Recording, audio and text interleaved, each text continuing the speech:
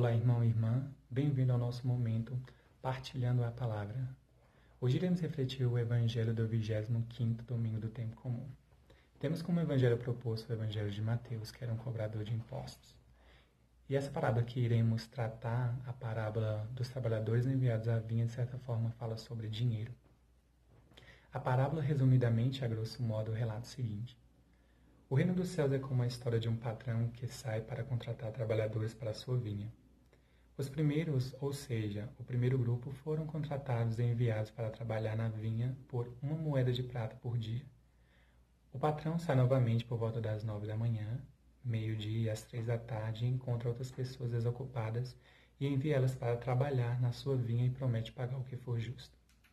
Às 5 da tarde, o patrão encontra outro grupo de pessoas desocupadas e envia elas também para trabalhar na sua vinha. Quando chegou a tarde, o patrão disse ao administrador para efetuar o pagamento, começando pelos últimos até os primeiros. Os que foram contratados às 5 da tarde receberam 1 moeda de prata. Em seguida vieram os que foram contratados primeiro e pensavam que iriam receber mais, porém receberam 1 moeda de prata. Ao receber o pagamento, começaram a resmungar contra o patrão. Estes últimos trabalharam 1 hora só e tu os igualastes a nós, que suportamos o cansaço e o calor do dia inteiro. Então o patrão disse a um deles: amigo, eu não fui injusto contigo. Não combinamos 1 moeda de prata? Toma o que é teu e volto para casa. Eu quero dar a este que foi contratado por último o mesmo que dei a ti.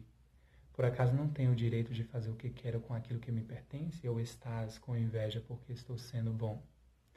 Assim os últimos serão os primeiros e os primeiros serão os últimos. Muito bem, a primeira coisa que quero compartilhar com vocês é a estranheza dessa parábola.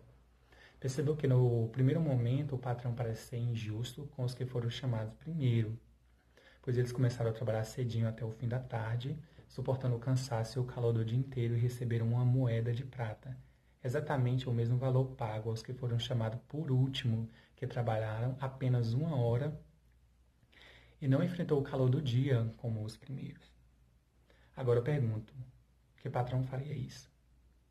Veja que o proprietário da vinha parece sim injusto. E isso é como o reino dos céus é como. Lembra como iniciei essa parábola? O reino dos céus é como a história de um patrão que saiu. Muito bem. Sabemos que a mensagem de Deus não é uma mensagem justa, muito menos Deus, que é a figura do patrão nesse caso. Deus não é injusto. Deus não é injusto porque os que foram chamados primeiro combinaram determinado salário. E Deus pagou ele, ou seja, o patrão pagou eles, nada mais, nada menos do que o valor combinado.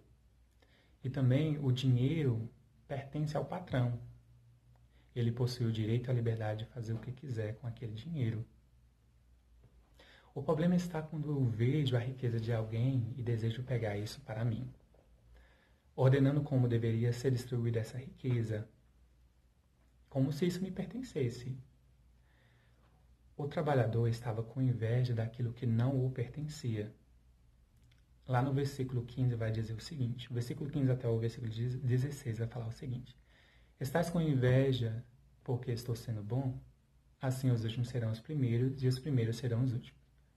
Perceba como o reino dos céus viram as coisas de cabeça para baixo, até mesmo o nosso entendimento sobre a questão do justo. Mas por quê? Porque o agir de Deus é diferente do nosso, o pensamento de Deus é diferente do nosso. Vejam só, Deus, nessa parábola, é tão bom de um jeito que parece ser injusto. Mas na verdade não é.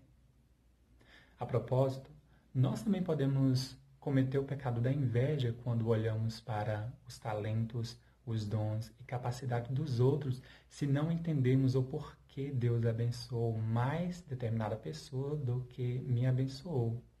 O não entendimento disso nos leva a pensar que Deus é injusto, mas na verdade Deus não é injusto. E esse evangelho evidencia isso. Pois bem, diante disso, peçamos a graça de Deus para compreendermos e vivermos a sua vontade. Amém. Um forte abraço e até a próxima.